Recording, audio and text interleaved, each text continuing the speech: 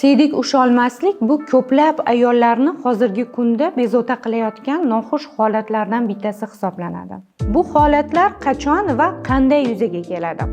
Birinchisi bu katta vaznli hamda ko'p bola tuqqan ayollarimiz bo'lsa, ikkinchisi semizlik bilan qiynalayotgan ayollarimiz, uchinchisi stress faktorlari bilan bog'liq hayot tarzida yashaydigan ayollarimiz va to'rtinchisi aralash faktorlar sababli ayollarimizda siydik tutolmaslik holatlari yuzaga keladi.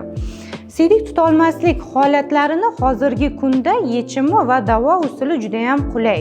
Ya'ni lazer texnologiyalari orqali hamda jarrohlik amaliyotlari orqali siydik tutolmaslikni darajasiga qarab davo muolajalari qo'llaniladi. Statistika ma'lumotlariga qaraganda 35 yoshdan oshgan ayollarimizni 40% dan ortig'ida siydik tutolmaslik muammolari doimiy bezovta qilib keladi. Qanaqa holatlarda namoyon bo'ladi?